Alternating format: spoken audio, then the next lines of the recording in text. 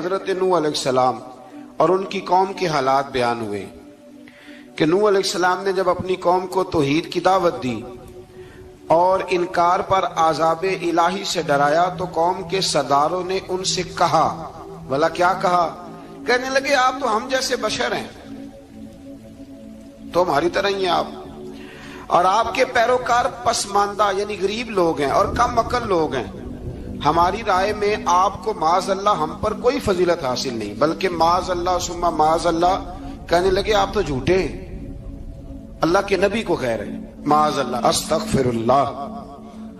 نوح علیہ السلام نے جواب دیا کہ میں اپنے رب کی جانب سے واضح دلیل رکھتا ہوں اور اس نے مجھے رحمت سے نوازا ہے، لیکن تم میرے مقام کو سمجھنے کی صلاحیت نہیں رکھتے، تم اتنی صلاحیت رکھتے نہیں ہو۔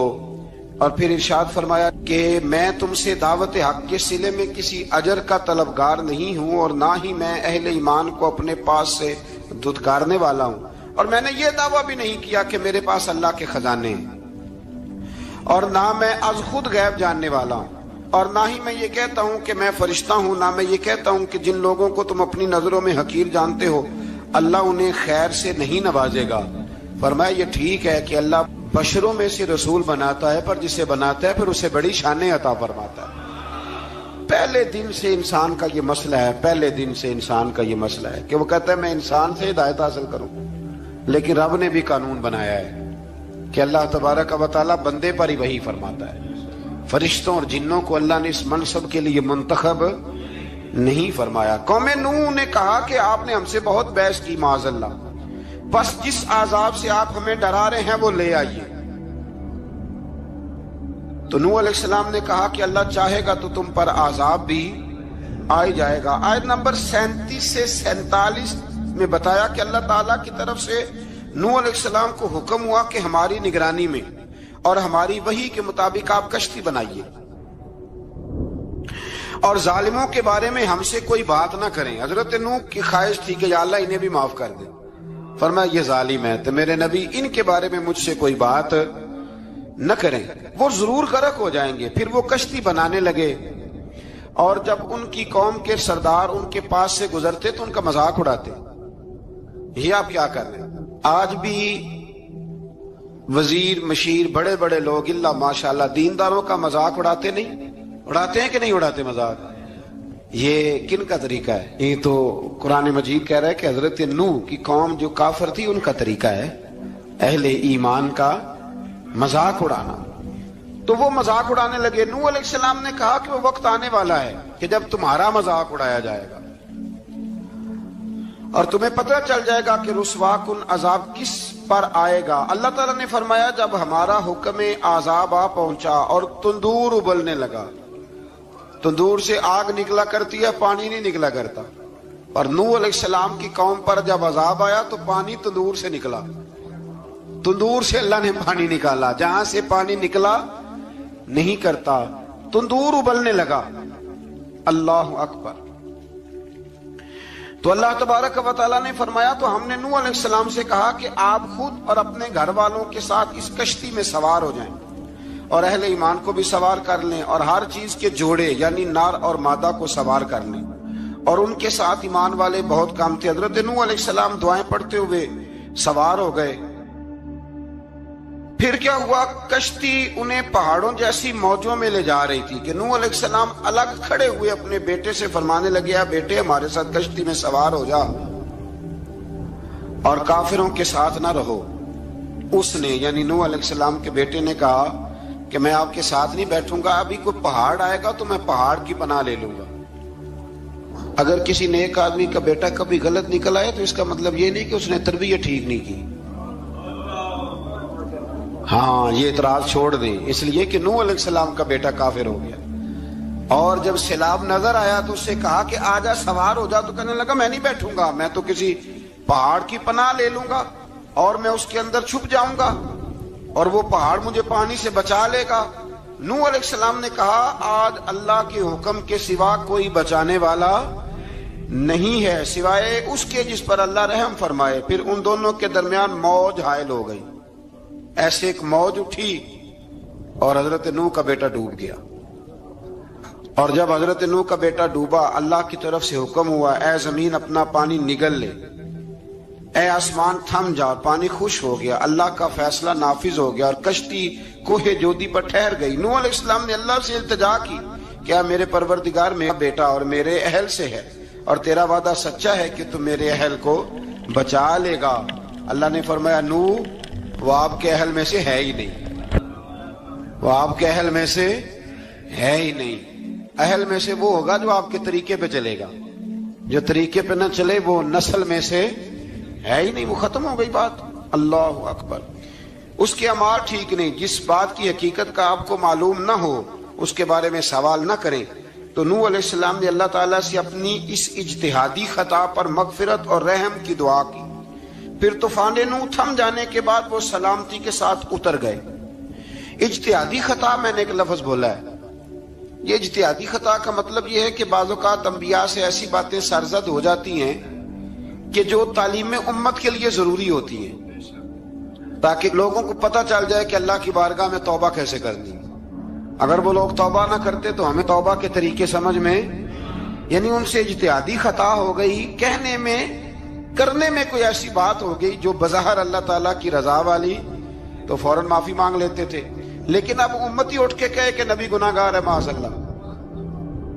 حضرت آدم نے دعا مانگی تھی نا، ربنا ظلمنا انفسنا، اے اللہ ہم نے اپنی جانوں پر ظلم کیا۔ انہوں نے کہا تھا تو اگر کوئی بندہ حضرت آدم کو ظالم کہے گا تو کافر ہو جائے گا، تو اگر وہ کہے کہ وہ تو خود کہہ رہے ہیں، ایک بندہ اڑ جاتا ہے کہتے جو خود کہہ رہے ربنا ظلمنا، تو خدا کے بندے وہ اللہ کے نبی ہیں، وہ رب سے کہہ رہے ہیں، وہ عاجزی کے طور پر کہہ رہے ہیں۔ کچھ لوگ اڑ جاتے کہتے خود حضور نے کہا ہے جی انا بشر مثلکم، میں تمہاری طرح کا بشر ہوں، خود نبی پاک نے کہا ہے۔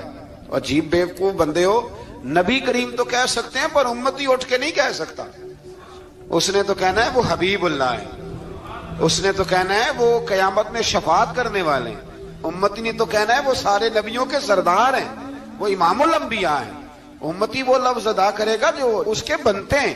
اب کوئی بندہ اٹھ کے کہہ دے، دیکھے نا ایک بہت بڑا عالم تقریر کرتے ہوئے کہے جی میں تو ان پڑھ آدمی ہوں، تو اس کا شاگرد کہے کہ استاد جی قسم اٹھائے ہاں آپ نے تقریر میں کہا نہیں میں ان پڑھ ہوں، آپ تو ان پڑھ ہے، تو یہ بات ادب ہے کہ بے ادبی ہے؟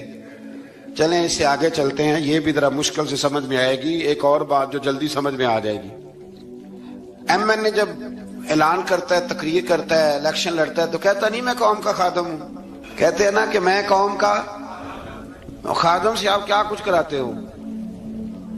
سارے کام کراتے ہیں نا۔ خادم کو بندہ یہ بھی کہہ لیتا ہے کہ جھاڑو دے دے گلی میں، کہتے ہو کہ نہیں کہتے؟ تو اس نے بھی تو سپیکر میں کہا میں خادم ہوں، کہو اس سے کہ جھاڑو دے گلی میں آ کے، پھر پتہ کیا حال ہوگا؟ جھاڑو تو نہیں آئے گا اور ہو سکتا ہے کچھ ہے آ جائے۔ تو اس لیے اب کوئی بندہ کہے جی انہوں خود کہا، تو ایک کچھ پوری جماعت ہے لوگوں کی جو بات کو سمجھتی نہیں، کہتے ہیں خود کہا میں بشر ہوں، انہوں نے خود کہا میں غیب نہیں جانتا، انہوں نے خود کہا میرے پاس خزانہ کوئی نہیں، انہوں نے خود کہا میرے پاس کوئی شے نہیں۔ تو اس لیے آپ سمجھیں کسی کے لفظوں پر اگر آپ گرا لگا کے بیٹھیں گے تو پھر اس سے بے ادبی ہوگی۔ تو نوح علیہ السلام نے اللہ سے اپنی اجتہادی خطا کی معافی مانگی۔ اب حضرت نوح کو کوئی خطا کار کہے گا تو بہت بڑا مجرم بن جائے گا، اس لیے کہ وہ اللہ کے نبی ہیں۔ آیت نمبر 50 میں قوم عاد کا ذکر ہے اور ان کی طرف دعوت توحید دینے کے لیے اللہ تعالیٰ نے حضرت ہود علیہ السلام کو بھیجا۔ ہود علیہ السلام نے قوم سے کہا کہ میں تم سے کسی چیز کا اجر طلب نہیں کروں گا، میرا اجر میرے اللہ کی بارگاہ میں ہے، پاس تم اپنے رب سے بخشش مانگو، پھر اس کی بارگاہ میں توبہ کرو، اللہ تعالیٰ تم پر موسلا دار بارش برسائے گا اور تمہاری قوت میں اضافہ فرمائے گا۔ قوم عاد نے دعوت حق کو رد کیا اور ایمان نہ لائے، بلکہ ہود علیہ السلام پر طنز کیا۔ وہ کہنے لگے کہ ہمارے تو معبودوں نے، ہمارے بتوں نے معاذ اللہ آپ کو پاگل بنا دیا ہے، آپ کو مجنون بنا دیا ہے، الٹا حضرت ہود کو کہنے لگے، اس لیے آپ ایسی باتیں کرتے ہیں۔ ہود علیہ السلام نے کہا میں اللہ کو گواہ بناتا ہوں اور تم بھی گواہ رہنا کہ میں تمہارے شرک سے بری ہوں اور میں اللہ پر توکل کرتا ہوں اور میں نے رسالت کا حق ادا کر دیا ہے۔ آیت نمبر 58 میں اللہ تعالیٰ نے فرمایا جب ہمارے عذاب کا وقت آ گیا تو ہم نے اپنی رحمت سے ہود اور ان کے ساتھ مومنوں کو نجات عطا کی۔ قوم عاد نے اللہ کی نشانیاں اور رسولوں کو جھٹلایا اور دنیا اور آخرت میں لعنت کے حقدار ہوئے۔ آیت نمبر 61 میں پھر سے حضرت صالح علیہ السلام اور ان کی قوم سمود کے حالات کو بیان کیا گیا ہے۔ حضرت صالح نے کہا ہے میری قوم اللہ وحدہ لا شریک کی عبادت کرو، اس سے بخشش طلب کرو، اس کی بارگاہ میں توبہ کرو، اس نے تمہیں زمین سے پیدا کیا ہے، اس پر آباد کیا ہے۔ جواب دیا ہے صالح ہمارے آباء و اجداد کے معبودوں کی عبادت کو روکنے سے پہلے ہمیں آپ سے بڑی امیدیں تھیں، اور اب آپ ہمیں روکنے لگ گئے ہیں باپ دادا کے دین سے، لیکن اب ہمیں آپ کی دعوت کے بارے میں شکوک ہیں۔ صالح علیہ السلام نے اپنی قوم سے کہا کہ یہ اللہ کی اونٹنی ہے اور یہ تمہارے لیے نشانی ہے، اسے چرنے کے لیے آزاد چھوڑ دو اور اسے تکلیف نہ دینا۔ اللہ اکبر، ورنہ تمہیں عذاب پہنچے گا۔ انہوں نے اونٹنی کی کونچیں کاٹ ڈالی۔ صالح علیہ السلام نے کہا تم صرف 3 دن اپنے گھروں میں مزے اٹھا لو، 3 دن، پھر اللہ کا یقینی عذاب آئے گا۔ پھر ایک چنگاڑ نے ان کو آ دبوچا، وہ اپنے گھروں میں گھٹنوں کے بل اوندے پڑے رہ گئے۔ صرف صالح علیہ السلام ان کے ساتھ اہل ایمان اس عذاب سے بچے۔ یہ 3 قوموں کا ذکر ہو گیا، نوح علیہ السلام کی قوم کا بھی، ہود علیہ السلام کی قوم کا بھی، اور حضرت صالح علیہ۔ آگے اللہ تبارک و تعالیٰ نے آیت نمبر 69 میں اس بات کا بیان فرمایا کہ حضرت ابراہیم علیہ السلام کے پاس فرشتے بشری شکل میں آئے، انسانی شکل۔ انہوں نے اجنبی مہمانوں کے لیے بچڑے کا بھنا ہوا گوشت تیار کرایا۔ آپ یقین کریں کچھ باتیں لوگ ایسی بیان کرتے ہیں کہ جن کو نہ سن کے بندے کا دل کرتا ہے کہ اس بندے کو بتائیں کہ یار یہاں تو دین سارا پڑھ۔ ایک صاحب مجھے کہنے لگے جی میں ایک پیر صاحب کے پاس گیا تھا تو بڑی مرغن غذائیں تھیں، انہوں نے میری بڑی خدمت کی پر مجھے نہیں اچھا لگا، پیروں کو چاہیے سادی روٹی رکھیں۔ میں کہتا ہوں پیراں واسطے لسٹ بنا خاں انہوں نے کس طرح دا ہونا چاہیے۔ یہ بہت بڑی مصیبت ہے۔ اگر آپ سادہ کھانا کھلا دیں تب بھی اعتراض ہے، اچھا کھلا دیں کہنے رولا ہے کوئی پیر چوکھے مالدار، دونوں طرف سے مسئلہ۔ تو کہنے لگا جی نہیں پیروں کا کیا کام ہے، وہ کڑائیاں اور وہ سارے۔ تو پھر میں نے انہیں کہا کہ آپ اس طرح کریں، گھر جا کے نا تو 12ویں سپارے کی تلاوت کریں۔ حضرت ابراہیم نے اپنے مہمانوں کے لیے بھنا ہوا کھانا تیار فرمایا تھا۔ تو آپ کیا کہیں گے کہ حضرت ابراہیم درویش نہیں تھے؟ عجیب بات ہے بھائی، آپ ہر بات میں اڑ جاتے ہیں۔ دین ہم نے وہ لینا ہے جو اللہ کا قرآن ہمیں دیتا ہے اور رسول اللہ کی حدیث ہمیں دیتی ہے۔ جب انہوں نے دیکھا کہ مہمان کھانے کی طرف ہاتھ نہیں بڑھا رہے تو ان کو ڈر محسوس ہوا۔ حضرت ابراہیم کو فرشتوں نے کہا کہ ہمیں قوم لوط علیہ السلام کے عذاب کے لیے بھیجا گیا ہے۔ حضرت ابراہیم کی بیوی کھڑی تھی، اس پر وہ مسکرائیں تو فرشتوں نے اللہ کی طرف سے انہیں حضرت اسحاق علیہ السلام اور اس کے بعد حضرت یعقوب علیہ السلام کی بشارت عطا۔ اسحاق علیہ السلام حضرت ابراہیم کے بیٹے ہیں اور یعقوب علیہ السلام پوتے ہیں، اور یعقوب علیہ السلام کے بیٹے یوسف علیہ السلام۔ ہاں اللہ اگر چاہے تو 7 نسلوں میں نبوت رکھ دیتا ہے اگر اس کی منشا ہو۔ تو حضرت یعقوب کی بشارت دی۔ انہوں نے حیرت سے کہا کہ ہم دونوں میاں بیوی تو بوڑھے ہیں، اس عمر میں اولاد کیسے ہوگی؟ تو فرشتوں نے جواب دیا اے ابراہیم کے گھر والوں، تم پر اللہ کی رحمتیں اور برکتیں ہوں، اللہ کی قدرت پر تمہیں کیوں تعجب ہے؟ اللہ فرماتا ہے کہ بیٹے کی بشارت سن کر ابراہیم کا خوف دور ہو گیا اور پھر وہ قوم لوط کے بارے میں گفتگو کرنے لگے۔ ابراہیم بہت بردبار، اللہ سے آہوزاری کرنے والے اور اس کی طرف رجوع کرنے والے تھے۔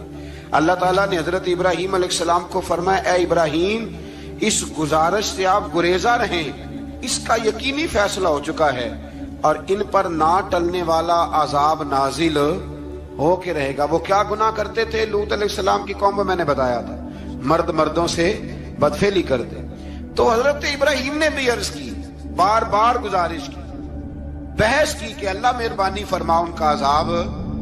آپ دیکھیں نبیوں کے حوصلے کتنے بڑے ہیں، قومیں تنگ کرتی ہیں اور طرح طرح کی باتیں کرتی ہیں اور پیغمبر پھر بھی کہتے ہیں یا اللہ مہربانی فرما، اے اللہ ان سے عذاب۔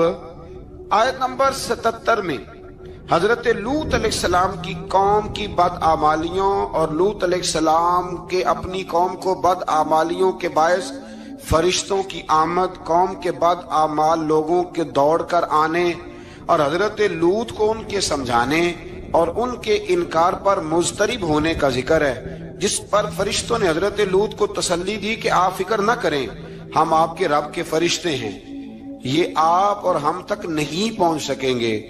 آپ رات کے آخری حصے میں قوم کی طرف توجہ کیے بغیر ہجرت فرما لیں، اس لیے کہ صبح کے وقت ان پر عذاب آئے گا۔ جب اللہ کا عذاب آیا تو اس نے بستی کے اوپر کے حصے کو نیچے کر دیا اور قوم لوط کے اوپر اللہ کی طرف سے لگاتار نشان زدہ پتھر برسائے گئے، لگاتار پتھر آئے۔ آیت نمبر 84 میں اللہ تعالیٰ نے حضرت شعیب علیہ السلام اور ان کی قوم کا ذکر فرمایا ہے اور ان کے جرائم کو بیان کیا گیا ہے۔ وہ ناپ تول میں کمی کرتے تھے، دوسروں کو چیزیں کم تول کر دیتے تھے۔ اللہ تعالیٰ نے ان سے فرمایا کہ فساد فی الارض سے باز آؤ اور اپنے سے پہلے سرکش امتوں کا انجام دیکھ لو۔ جب حضرت شعیب کی نصیحتوں کا ان پر اثر نہ ہوا تو پھر اللہ تعالیٰ نے انہیں بھی عذاب سے ہلاک کر دیا۔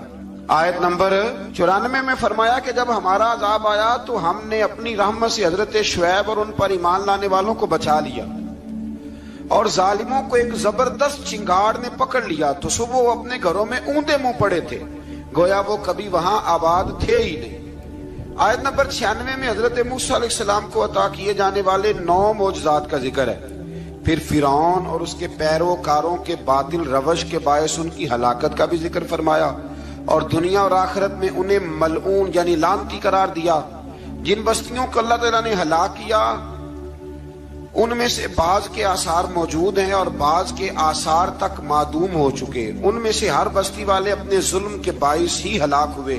اللہ تعالیٰ کسی پر ظلم نہیں فرماتا، لوگ خود اپنی جانوں پر ظلم کرتے ہیں۔ جو شخص عذاب آخرت سے ڈرتا ہے اس کے لیے اس میں نشانیاں موجود ہیں۔ آیت نمبر 106 سے اللہ تعالیٰ نے انجام کے اعتبار سے لوگوں کی 2 قسمیں بیان کی۔ 2 قسمیں فرمایا، ایک ہیں سعادت مند لوگ اور دوسرے ہیں بدبخت۔ فرمایا بدبختوں کا ٹھکانہ جہنم ہے جس میں وہ ہمیشہ رہیں گے، اور نیک بختوں کا ٹھکانہ جنت ہے، وہ ہمیشہ اسی میں رہیں گے، اور ان کے لیے اللہ کی طرف سے نا ختم ہونے والی عطائیں۔ آیت نمبر 110 میں حضور صلی اللہ علیہ وسلم کو تسلی دی گئی کہ جس طرح یہ لوگ قرآن کے بارے میں اختلاف کرتے ہیں، اسی طرح قوم موسیٰ نے تورات کے بارے میں بھی اختلاف کیا تھا، اور اللہ نے ان کے اعمال کا پورا بدلہ انہیں دیا۔ آیت نمبر 112 سے سرکشی کو چھوڑ کر احکامات دین پر استقامت اختیار کرنے اور ظالموں کے ساتھ میل جول رکھنے سے بچنے کا حکم دیا گیا ہے، اور فرمایا کہ ظالموں سے میل جول کا انجام دوزخ کی آگ ہے۔ ہم لوگ نہ شکوہ کرتے ہیں، کسی حکومت کو بنے ہوئے 6 مہینے گزرتے ہیں تو شکوہ شروع ہو جاتا ہے، حالانکہ وہ خود تو نہیں نہ بنتے، ان کو کوئی بنانے والا ہے۔ تو ظالم کا جو مددگار ہوتا ہے وہ بھی ظالم ہوتا ہے، اس لیے احتیاط کریں۔ اور یہ صرف سیاستدانوں کی بات نہیں، دنیا کے ہر معاملے میں آپ غور کریں کہ آپ کسی ظالم کے مددگار تو نہیں۔ اللہ تعالی ہمیں حق پر استقامت عطا فرمائے۔ آیت نمبر 114 میں دن کے دونوں طرفوں میں اور ابتدائی رات کے کچھ حصے میں اللہ تعالیٰ نے نماز قائم کرنے کا حکم دیا ہے۔ رات کے کچھ حصے میں بھی نماز پڑھنی چاہیے، اور یہ بھی بتایا کہ بے شک نیکیاں گناہوں کو مٹا دیتی ہیں، اور یہ نصیحت قبول کرنے والوں کے لیے نصیحت ہے۔ آیت نمبر 120 میں اللہ تعالیٰ نے فرمایا کہ ہم آپ صلی اللہ علیہ وسلم کو رسولوں کی تمام خبریں آپ کے دل کی تسکین اور تقویت کے لیے بیان کرتے ہیں، اور ان میں مومنوں کے لیے نصیحت اور عبرت ہے کہ ان ساری باتوں سے عبرت پکڑ لو۔ بچہ صرف وہی جو اللہ کے نبیوں کے طریقے پہ چلا اور نبیوں کے ساتھ رہا، باقی بچ سکے نہیں۔ اللہ تعالیٰ کی طرف سے توحید و رسالت اور وقوع قیامت کے دلائل بھی ہیں۔ آیت نمبر 123 میں فرمایا کہ آسمانوں اور زمینوں میں سب غیب اللہ ہی کے ساتھ مختص ہیں، اور ہر کام اسی کی طرف لوٹایا جاتا ہے۔ آپ اسی کی عبادت کیجئے، اسی پر توکل کیجئے، اور آپ کا رب لوگوں کے اعمال سے غافل نہیں ہے۔ اسی بارے میں نا آگے سورۃ یوسف شروع ہو رہی ہے۔ اس کو اللہ تعالیٰ نے کہا ہے کہ یہ بڑا پیارا قصہ ہے، احسن القصص کا، قصوں میں سونا قصہ۔ تو یہ کچھ 12ویں پارے میں اور کچھ 13ویں پارے میں ہے۔ میں نے یہ ارادہ کیا ہے کہ یہ ایک ہی دن پوری بیان کی جائے۔ قوم سبت کا ذکر فرمایا اللہ نے، ہفتے والے دن کچھ لوگ نافرمانی کرتے۔ ہمارے بھی ہیلے بہانے ہیں نا آج کل کاروبار میں، تو اسی सिपारे की आयत नंबर 65 के अंदर अल्लाह ताला ने हजरत दाऊद की कौम का जिक्र किया कि अल्लाह ने उन्हें हुक्म दिया था कि हफ्ते वाले दिन मछलियां नहीं पकड़नी। तो वो कहते थे चलो हाथ लगा के नहीं पकड़नी, हाथ लगा के। वो हमारे लोग हीले बहाने तलाश कर लेते हैं ना, वो बड़े जनाब इंश्योरेंस वाला आ गया, अब वो बैंक वाला आ गया, वो फलाने साहब आ गए, वो तरोड़ मरोड़ के कहानियां बातें, और फिर हमें भी रास्ते मिल जाते हैं बचने के। मुफ्ती साहब ने कह दिया था, ओ एक मौलाना से मैंने इनको कहा हफ्ते वाले दिन मछलियां नहीं पकड़ने का, नहीं पकड़ते, छोटे छोटे हौज बना लिए तो मछलियां ज्यादा आती थी उस दिन। ये भी अल्लाह की कुदरत थी, नमाज के वक्त गाहक ज्यादा आते हैं, ये उसकी कुदरत होती है। तो वो मछलियां हौज में जमा हो जाती हैं, यूं समझ लें कि जाल इन्होंने लगा लिए हुए थे, तो जाल में वो फंसती रहती थी, हौजों में आती रहती थी। हफ्ते को नहीं पकड़ते थे, इतवार को पकड़ लेते थे, तो फिर अल्लाह ने इन्हें सजा दी। फरमाया तमाशे करते हो अल्लाह के हुक्म के साथ। क्या सजा दी? फकुलना लहुम कूनू किरादतन खासीन, फरमाया बंदर बन जाओ धुतकारे हुए। जो रिस्क हराम तरीके से कमाते थे रब उन्हें बंदर बना देता था। अभी भी मैंने देखे हैं बड़े बड़े ताजर पागलों जैसी जिंदगी गुजार रहे हैं, नफसियाती तौर पे सुकून नहीं है, करोड़ों रुपया पड़ा है। क्यों? इसलिए कि रब के बताए हुए तरीके के मुताबिक तिजारत नहीं करते। आगे एक और दिलचस्प बात आ गई। बनी इसराइल के अंदर ना एक शख्स ने अपने चचा को कत्ल कर दिया जायदाद के लिए। ये देखें कब से लोग जायदाद के लिए कत्ल करते आ रहे हैं। चचा को कत्ल कर दिया, और कत्ल करके हजरत मूसा अलैहिस्सलाम के पास आए कि मेरे चचा को किसी ने कत्ल कर दिया है, तो बताएं क्या करना है। तो आपने फरमाया कि गाय ज़िबा करो और उसका एक टुकड़ा मकतूल को मारो, मरने वाले को, वो खुद उठ के बता देगा मुझे किसने कत्ल किया है। अब इरादा नहीं था गाय ज़िबा करने का, तो बहाने करने लगे। इरादा नहीं ना होता तो फिर क्या होते हैं? कहने लगे गाय किस तरह की हो, बूढ़ी हो के बच्ची हो, रंग कैसा हो, जवान हो के छोटी हो, हाल में एक दफा चलना सीख गई हो या अभी ना सीखी हो। तो बताते गए तो रब भी शर्तें बयान करता गया। गहरे जर्द रंग की हो, हाल के अंदर उसे ना चलाया गया हो, पानी ना निकाला गया हो, ना बच्ची हो ना जवान हो, इसके दरमियान हो। ये सारी शर्तें कहां पाई जाती थी? हजरत मूसा अलैहिस्सलाम की कौम का एक शख्स था जो अल्लाह का वली था। वो जब इंतकाल करने लगा ना, अल्लाह अकबर, देखो रब वलियों की औलादों पर भी कितना फजल फरमाता है। वो जब इंतकाल करने लगा तो एक उसके पास छोटी सी बच्चिया थी, गाय की बच्ची, उसने जंगल में छोड़ दी। कहने लगा या अल्लाह मैं तेरे नाम पे छोड़ता हूं, मेरा बच्चा जवान हो जाए तो उसे दे देना, और तो सरमाया ही कोई नहीं। बच्चा बड़ा हुआ तो बच्चा भी बड़ा नेक था, अपनी माँ का बड़ा फर्मा बरदार था। उसकी माँ ने कहा बेटा तेरे बाप ने एक गाय छोड़ी थी। तो बच्चा जंगल में गया और जाके कहने लगा ऐ अल्लाह मेरी गाय मुझसे मिला दे। तो रब करीम ने वो गाय वापस कर दी। वो गाय घर ले आया। अब वो कहने लगा अम्मा बेच दूं, तो अम्मा कहने लगी बेटा मेरे पूछे बगैर ना बेचना। कई दफा कहा लगे, पर उसने कहा जब तक मेरी अम्मा ना कहेगी मैं बेचूंगा। उधर बनी इसराइल वाले शर्तें जितनी गाय के बारे में पूछ चुके थे वो सारी इसी गाय में पाई जाती थी। तो ये ढूंढते ढूंढते वहां पहुंच गए। तो कहने लगे गाय चाहिए। तो उसने कहा भी तुम्हारी मर्जी से नहीं, कीमत मेरी मर्जी की।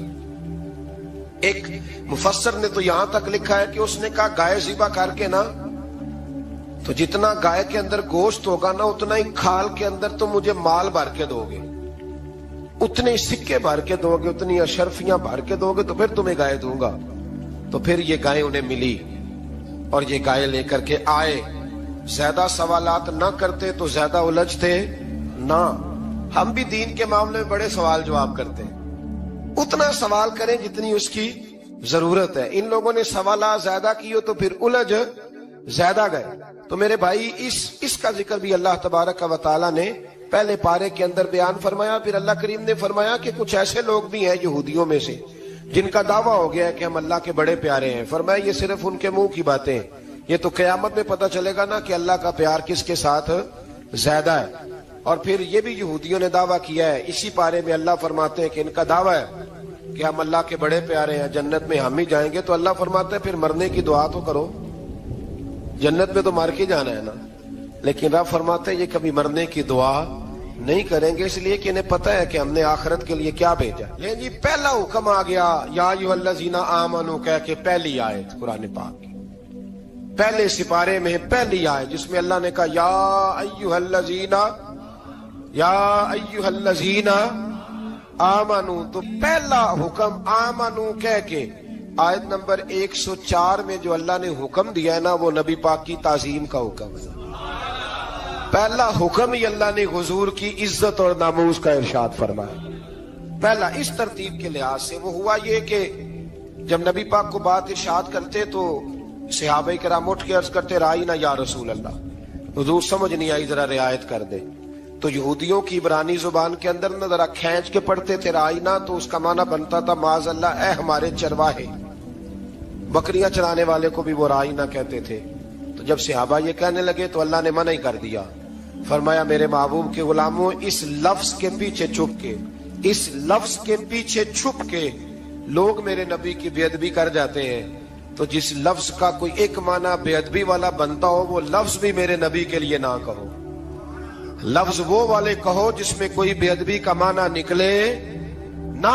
یہاں لوگوں نے بڑے بڑے لفظ نہیں بول دیے، پھر کہتے میرا مطلب یہ تھا، میرا مطلب وہ تھا، تو نے وہ لفظ بولا کیوں جس کا کوئی غلط مطلب بھی نکل سکتا تھا۔ اللہ نے فرمایا یا ایھا الذین آمنوا لا تقولوا رائینا، اے ایمان والو رائینا کہو ہی نہ۔ تو یا اللہ کیا کہیں؟ فرمایا وقولوا انظرنا، تم کہو یا رسول اللہ ایک نظر فرمائیے، انداز دیکھیے، انظرنا ایک نظر۔ تو ہمارے بزرگ تو پہلے ہی بڑے پیار والوں نے کہہ دیا یا رسول اللہ انظر حالنا، کہتے کہاں سے لاتے ہو جملے؟ میں نے کہا اللہ کی کتاب سے، یا رسول اللہ انظر حالنا یا حبیب اللہ اسمع قالا، تو تم کہو انظرنا، محبوب نظر کرم کرے، واسمعوا، اور کیا ضرورت ہے دوبارہ پوچھنے کی؟ اللہ کہتا ہے پہلے ہی دھیان سے سنا کرو، پہلے ہی واسمعوا، پہلے ہی احتیاط سے سنو، وللکافرین عذاب علیم، اور کافروں کے لیے دردناک عذاب ہے۔ لے جی اسی پارے میں اللہ تبارک و تعالیٰ نے پھر اہل یہود کا ذکر کیا، تو یہود کہنے لگے کہ ہم حضرت ابراہیم کے ماننے والے ہیں، تو اللہ کریم نے وہ بھی ذکر کیا کہ میں نے تو ابراہیم کو آزمایا ہے، وَإِذِ ابْتَلَىٰ إِبْرَاهِيمَ رَبُّهُ بِكَلِمَاتٍ فَأَتَمَّهُنَّ، ہم نے ابراہیم کو کچھ چیزوں سے آزمایا ہے، وہ ہماری آزمائش پہ پورے اترے۔ قَالَ إِنِّي جَاعِلُكَ لِلنَّاسِ إِمَامًا، تو پھر ہم نے انہیں کہا کہ ہم آپ کو پوری دنیا کا امام بنائیں گے۔ وہ آزمائش کیا تھی؟ آگ میں جانا بھی آزمائش، بیٹے کا نہ ہونا بھی آزمائش، بیٹا ہوا تو پھر اسے وادی غیر ذی زرع ان میں چھوڑ کے آنا بھی آزمائش، بڑا ہوا تو پھر ذبح کرنا بھی آزمائش۔ فرمایا جہاں جہاں آزمایا ہے نا، ابراہیم ہماری آزمائش میں پورے اترے۔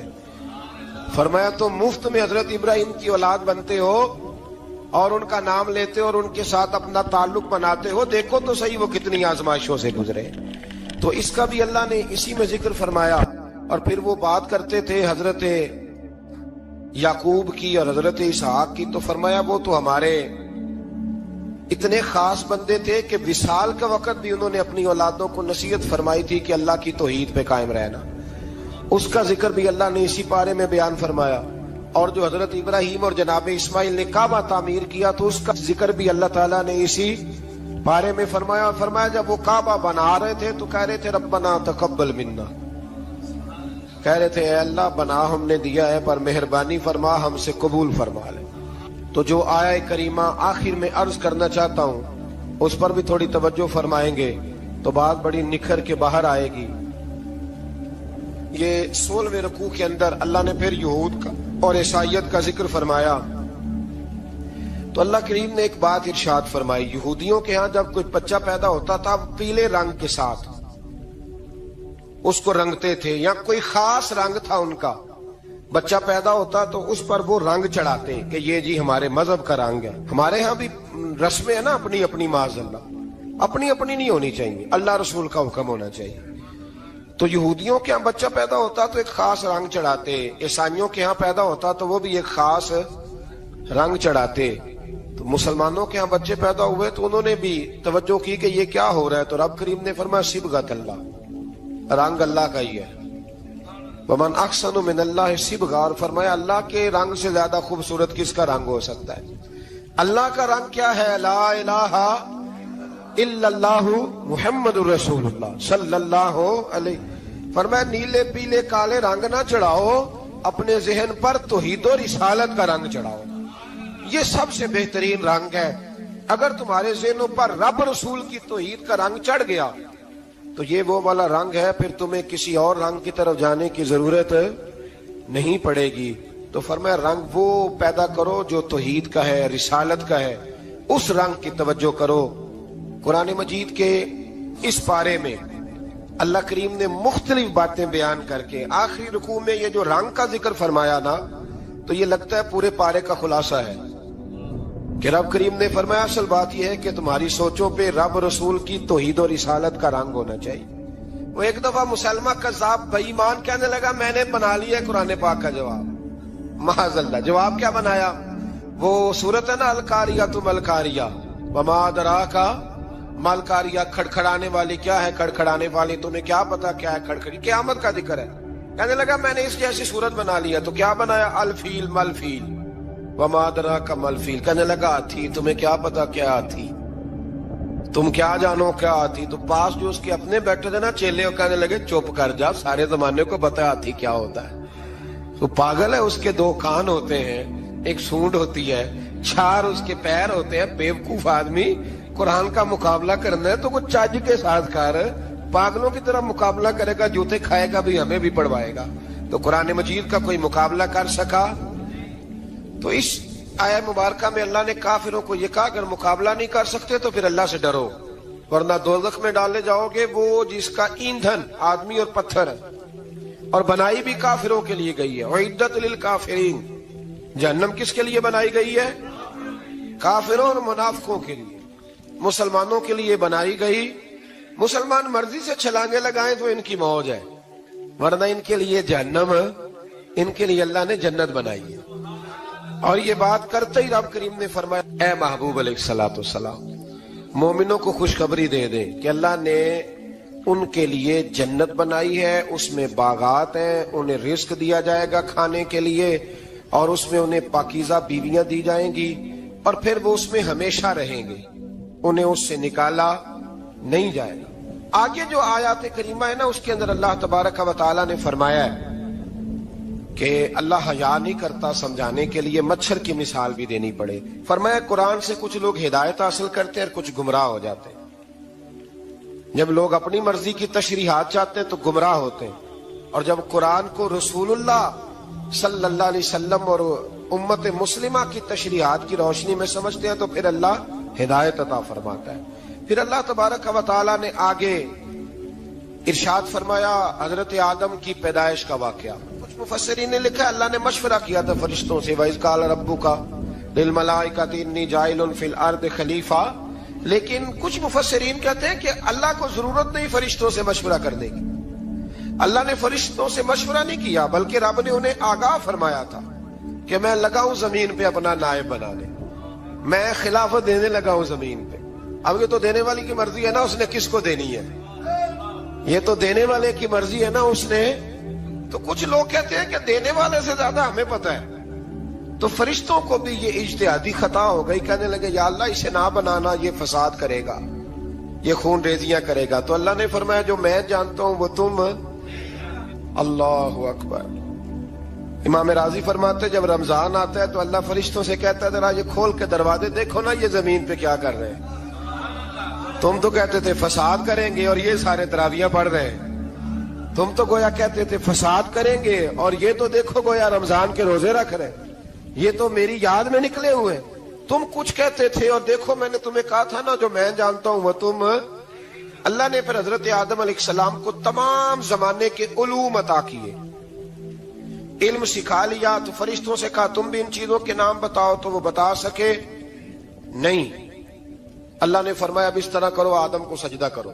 سب نے سجدہ کیا سوائے وہ. کہنے لگا یا اللہ صرف تجھے ہی کرنا ہے. کرنا بھی صرف اللہ کو چاہیے، پر رب کے آگے بھی جھکنا چاہیے، اور جس کے سامنے رب جھکائے نا وہاں بھی. اور یہ جو عاجزی ہے نا، یہ جو جھکنا ہے یہ علم کے آگے ہے.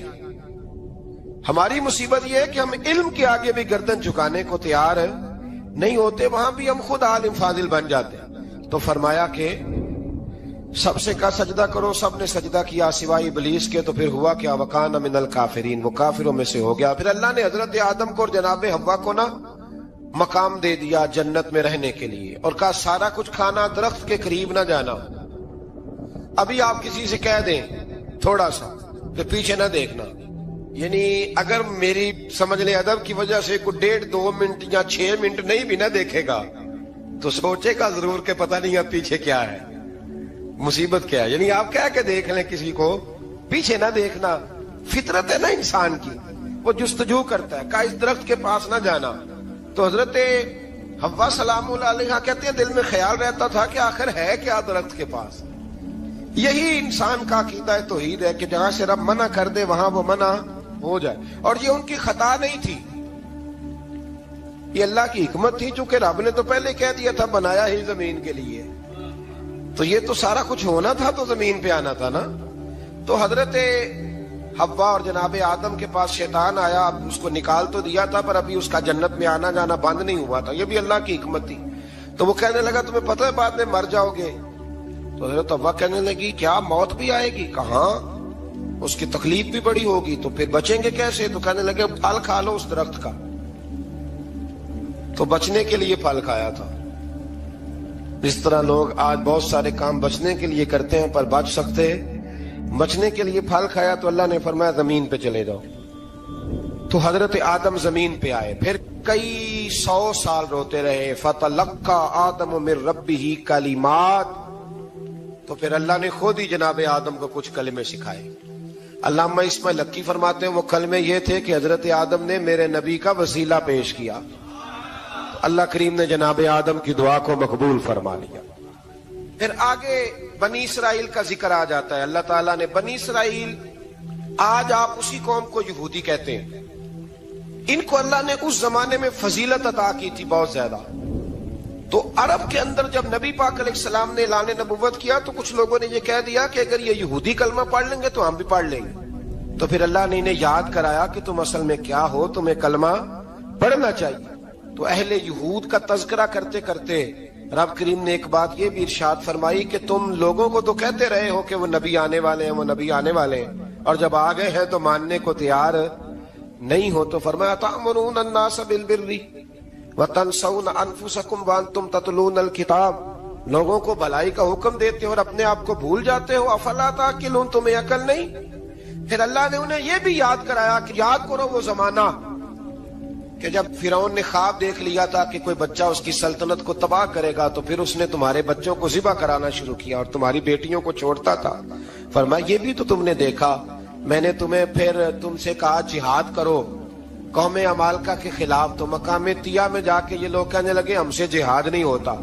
اللہ نے انہیں ایک میدان میں قید کر دیا۔ بڑی دلچسپ بات، قید تو لوگ ہوتے ہیں نا چار دیواری میں، تو اللہ نے بنی اسرائیل والوں کو جب انہوں نے کہا ہم جہاد نہیں کریں گے تو اللہ نے میدان میں قید کر دیا۔ میدان میں، یہ یاد رکھیں، جب انسان اللہ کی نافرمانی کرتا ہے تو اسے ایسی قید ملتی ہے جس کا اس نے تصور بھی نہیں کیا ہوتا۔ ایک میدان ہے مقام طیہ، قید ہو گئے، سارا دن سفر کرتے تھے، سارا دن، تو رات کو تھک کے سوتے تھے، صبح اٹھتے تھے نا جب، تو وہیں ہوتے تھے جہاں کل صبح چلے تھے۔ تو رب جب کسی کو قیدی بناتا ہے تو اسے زنجیروں کی، سلاخوں کی ضرورت ہے۔ دعا فرمائے اللہ تبارک و تعالی غموں سے نجات عطا فرمائے، یہ دعا فرمائے۔ ایسی قید دیتا ہے کہ جس سے پھر چھٹکارا ہو سکتا۔ تو بنی اسرائیل کا بہت زیادہ تذکرہ اس بارے میں اللہ تبارک و تعالی نے پھر بیان کیا، اور پھر کہا کہ انہیں جو حکم دیا جاتا تھا یہ اس کی سرتابی کرتے تھے، پھر اللہ نے ان پر ذلت نازل کر دی اور یہ ہمیشہ اس کا شکار ہے۔ صلی علی سیدنا و مولانا محمد، اللہم صلی علی سیدنا و مولانا محمد۔ اللہ کے شیر ہے در کرار پر درود، اللہ کے شیر ہے در کرار پر درود،